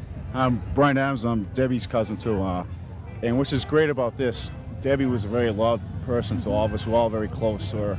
She was a great person, very giving, and she liked a good dance. The spirit of this whole thing is you know what Deb's about. Okay. She's a very fun, spontaneous person. We're making something very positive out of a very hard time that our family had to go through. So it's really, it brings us together too as a family, so which is very important.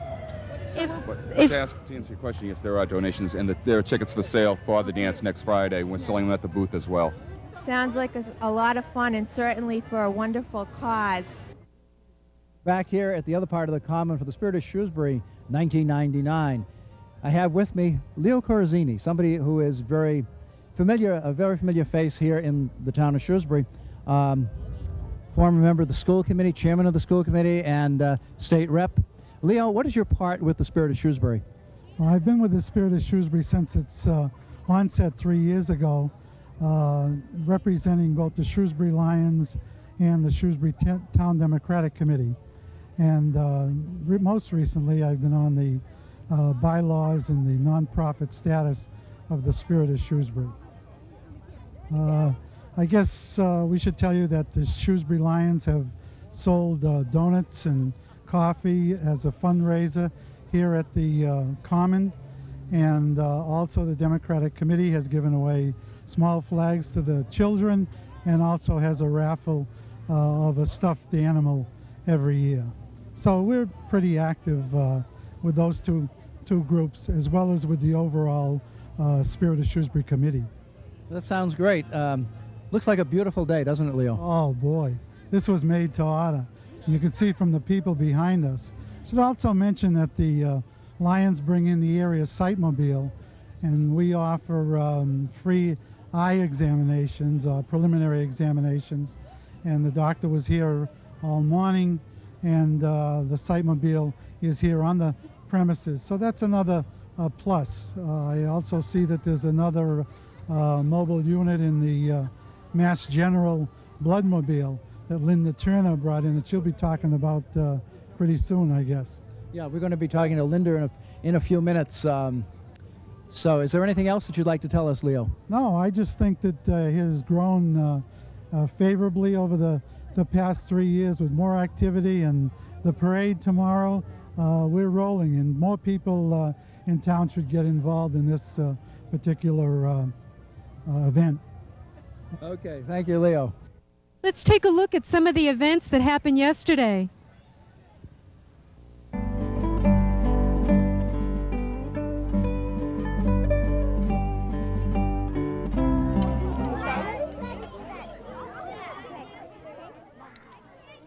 We're privileged today to be part of a Shrewsbury Education Foundation grant called Chronicle of Our Town History, Reading, Writing, Reporting about Shrewsbury Past and Present. The children here are from 5 second grade classrooms throughout town, from Patton School, Coolidge School, and Floral Street School. They're working together on learning about what happens in Shrewsbury past. We have several stops planned on our schedule today. We have been to the District Number 5 schoolhouse on Old Mill Road and West Main Street, where we had a lesson with Mrs. Margaret Larson and heard from curator Stephen Porter. We also went to the Shrewsbury Chronicle office building and met with Mark Juba, editor of the newspaper, to find out how the newspaper is published. They have a local history column. They're written by Mike Perna, and Mike will be visiting our classroom to talking about town history too. Later on in the day, we went to Patton School, where we're creating a mural on the wall that shows the District Number 5 schoolhouse. All of the children will be working on that. Here on the Common, we're using period games from the 1800s, which was the same time period as the District 5 schoolhouse. And we'll be having an authentic lunch too. It should be packed in a basket with a napkin, all the food with wrapped in wax paper, with fresh fruit, and all the things children might have had in the 1800s. All of these activities will be shared Saturday at the Common, and we'll also be marching in the parade on Sunday. We're very grateful to the Shrewsbury Education Foundation, to local funding from our parent groups, to the parents themselves who served as chaperones, to coordinators of the program, to the teachers who are involved in the grant, and to the children themselves, because their interest is what's keeping the history alive today in Shrewsbury.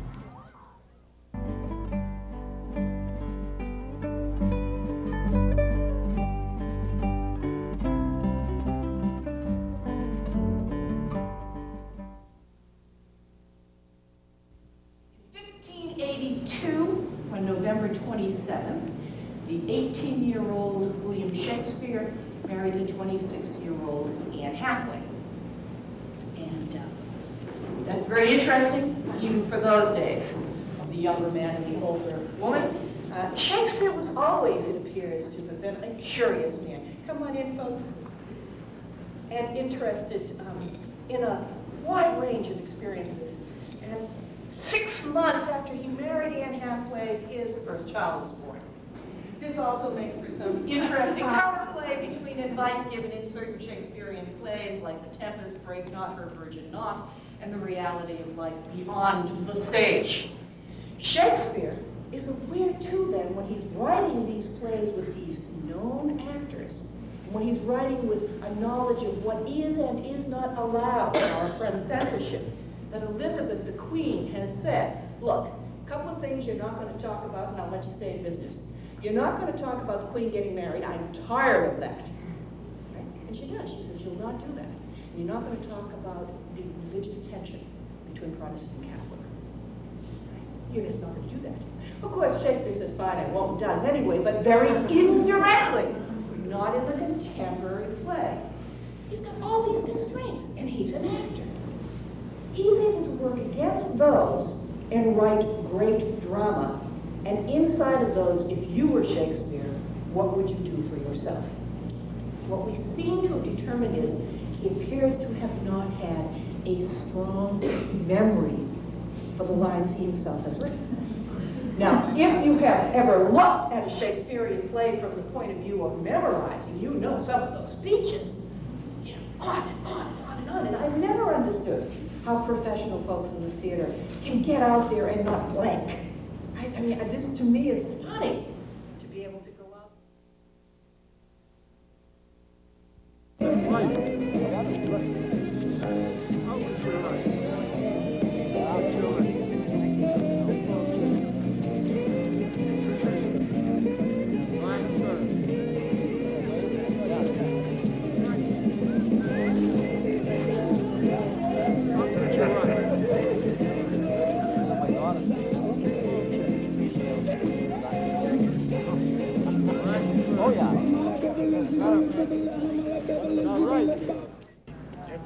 He's not giving you a lie either. What's his name?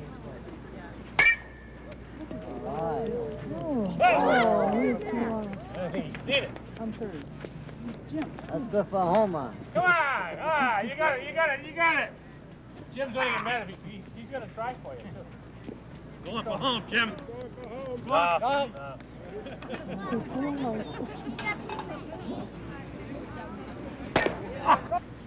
All right. Whoa, it's going to be in there. Nice shot. Away! Hey.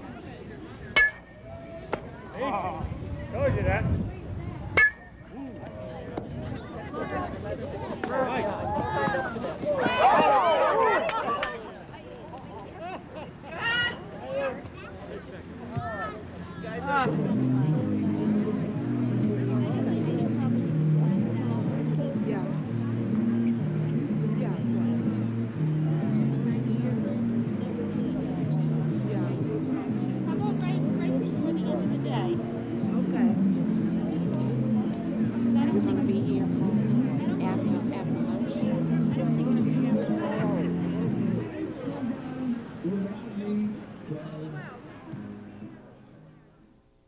And we have a guest that is going to be appearing with us in just a second. It's Linda Turner. Most of you are very familiar with Linda Turner. She is the founder of the Donor Awareness Foundation. And I'm going to turn the mic over to Linda. She has some special guests with us today. Linda? Thank you, John. And you'll notice that John's wearing my little ribbon, which is what my foundation is all about. And that's about educating and empowering people to make choices about donating valuable things like blood and bone marrow, cord blood if you're pregnant, organs and tissues after you're gone. It's all those things that keep us all together as a community. And thanks for wearing my ribbon, John. Thanks, Linda. Okay, thank you very much. You know, it's a real important thing, and my goal is to go out and just educate people that this is the right thing to do. Not everyone thinks of these things, and not everybody wants to think about these things. And I have Jim Wilson with me today. Hi, Jim. Hi. I know this is uncomfortable. Jim was diagnosed, what, in April with chronic myelogenous leukemia. Is that right? Lymphonic. Lymphonic. Okay, in April, though, right? In April, yeah. Okay. Now, Jim looks all-American, and the thing is, with his genetic markers, his great-grandfather, was it, that was Choctaw? Yeah. His great-grandfather was Choctaw Indian, and because of that, that marker, that identifier is in his immune system, and he needs a bone marrow transplant, and it has to come from someone who has some Native American in their background. Is that right? That's what they told you? Yeah, I guess so. Yeah. I mean, I don't know what the marker is they need, but something ain't right. Something isn't right. Now, it's interesting. What was it you told me a few minutes ago about donating? Just until I got this, I would have, I never gave it a thought about being a donor, but I could use it now. I don't know. I don't know what to say. So you think it's important that people come out and think about doing this? It's 1 in 20,000 odds that you might get called to do this, but you think it's important? Oh yeah. Not just for you? No, not just for me, for anybody. Thank you, Jim. Yep. Thank you. I appreciate that. No, thanks. So if you're out there and you have some Native American in you, come on down here. We'll be typing until 6 o'clock, and we really need you. But the interesting part of what I've done is I've brought some very interesting individuals out here today to work with me on making people aware of the value of donation. And I think I'd like to bring Beth Charney here first, because Beth is with the Dana-Farber Kraft Family Blood Donor Center, right? Very good. You got the whole thing right, word for word. And in one breath. Now I met Beth. This is just wonderful. We've got 3 incredibly fantastic hospitals in this state that all work together and collaborate together wonderfully on the value of donating blood. And I met Beth through Ann McDougall at the Blood Donor Center, and I'll bring her out here in a second. And Beth is out here doing the bone marrow typing drive for me to help out people like Jim. Beth, thank you for coming out. My pleasure. And we're here until 5 or 6 o'clock as long as the sun is shining. Oh, that's what we'll be inside. We won't even know. There's a concert with the Worcester Community Gospel Choir at 4 o'clock inside the sanctuary of the church. And if you haven't heard them, you ought to come down because they're fantastic. But Beth, how many Native Americans, people with Native American markers, do you run into? I was hoping you wouldn't ask a question like that. But you do every once in a while. It's very difficult, isn't it? In fact, yes.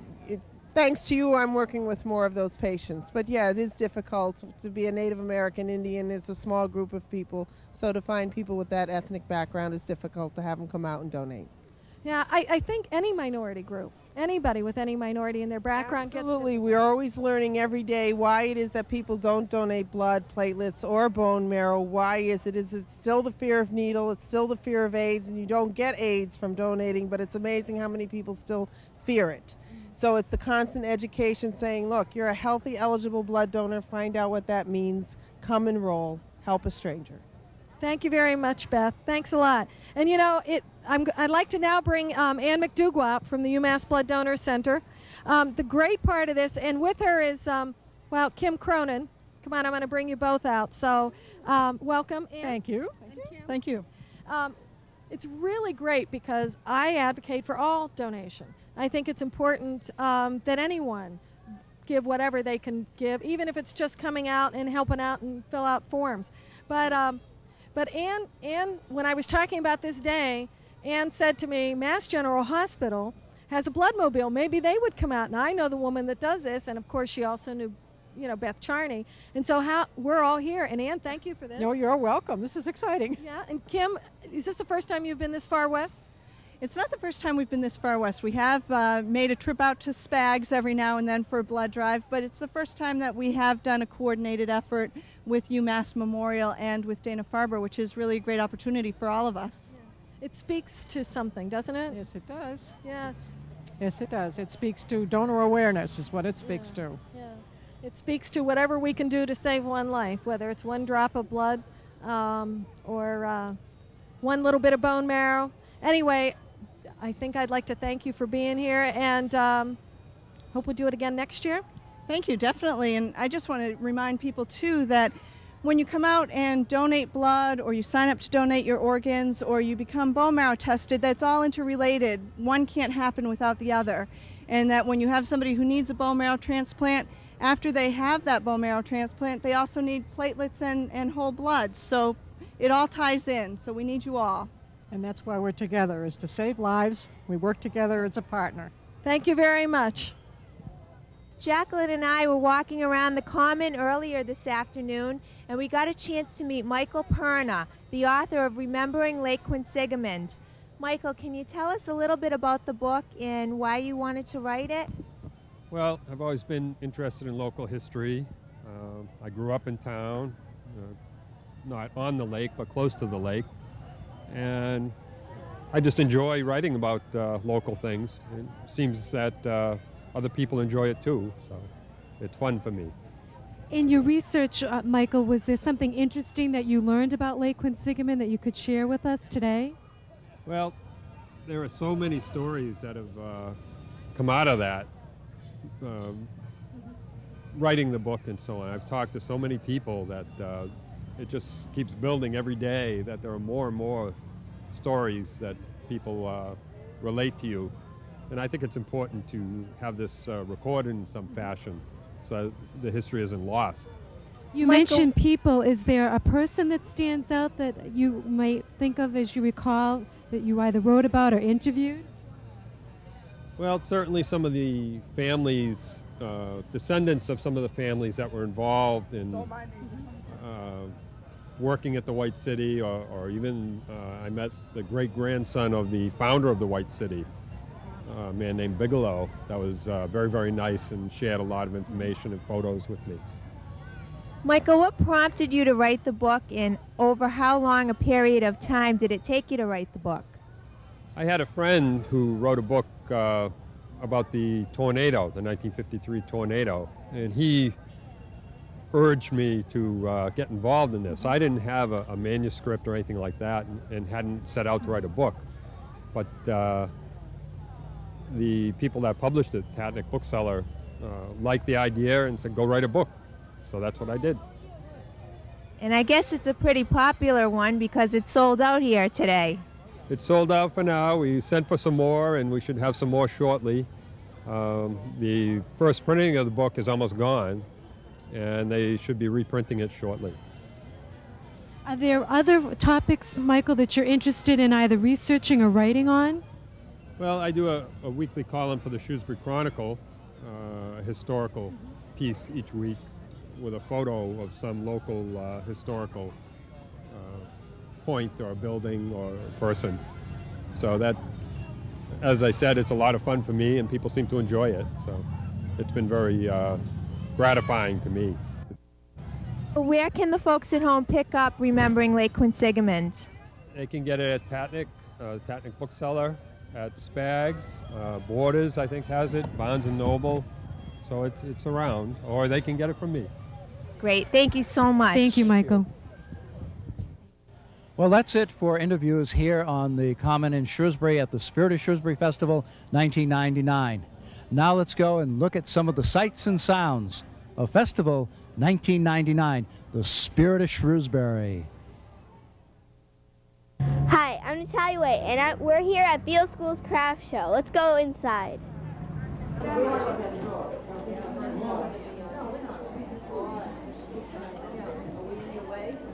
What we have here is a freshman raffle for the freshman class at SHS. The raffle, and if you enter the raffle, you get 50% of what we make. And that's basically it. And we're also selling Cokes here, so come on down and buy Coke. Should be coming. What paper is it going to be in?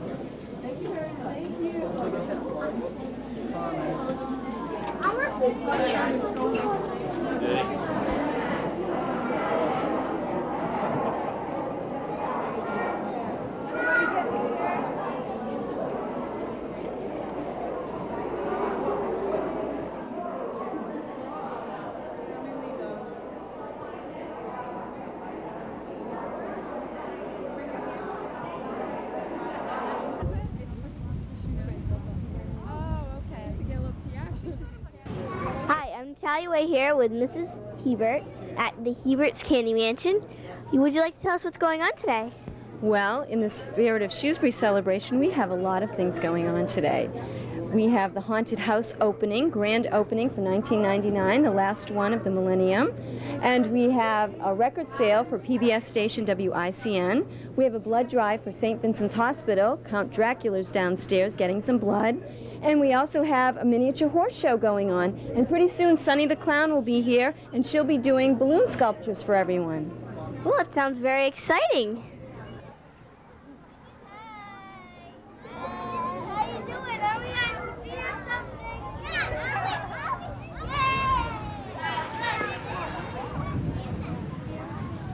Welcome to the Enchanted Forest. You guys want to be scared? Yeah? All right. Watch out for the gingerbread man, though. He's pretty scary. I don't know. You sure? Yeah. All right. Good morning, ya. Here we are going through the Enchanted Forest. Here's Miss Muffet with her spiders. Who could be here? Who's sleeping in that bed? Who's asleep? Uh-oh. It's the big bad wolf. What big eyes you have, big bad wolf. Oh, boy. Who's in that cage? Oh, it's Hansel. He's got a pet rat over there. Watch out for the pet rat. Look out.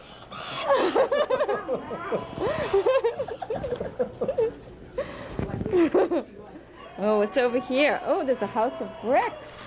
Oh, gosh. Wow. It's the pig. It's the pig who survived. Watch out for that elf over there, the troll. Might get those billy goats. Oh, it's that nasty Goldilocks. Ooh.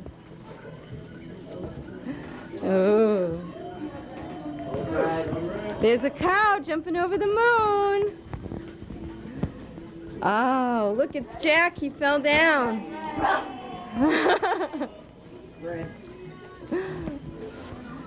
Going to the Mad Hatter's room now. Oh, cool. This is really nice. I hope you enjoyed your stay in the Enchanted Forest.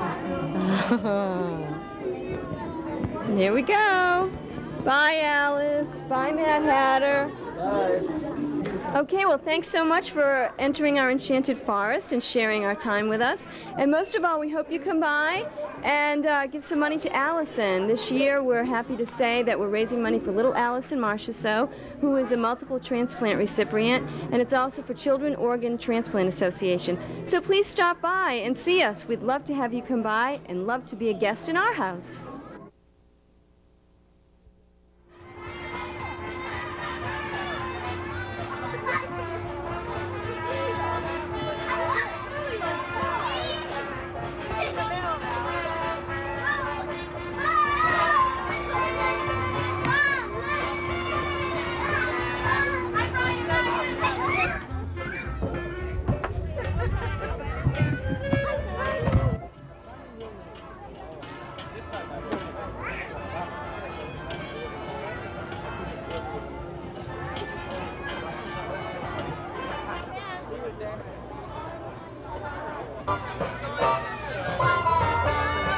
Shots of this then. mother run? You think we could get a shot of somebody painting it? Is this little boy about to paint it right here?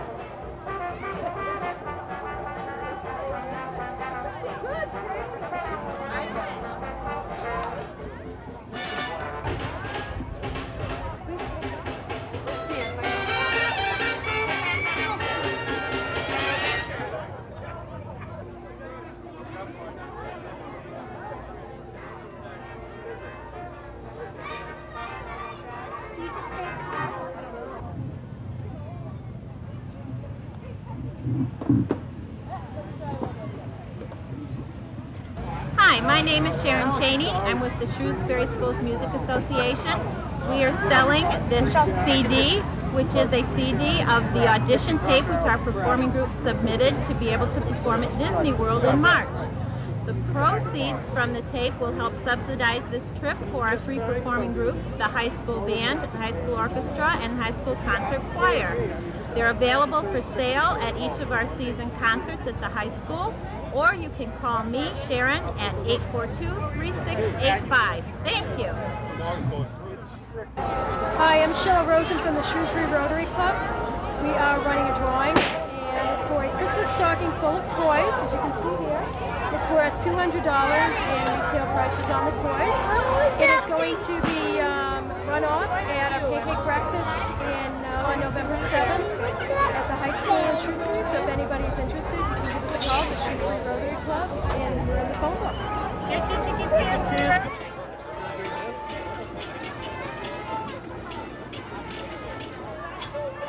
You got it.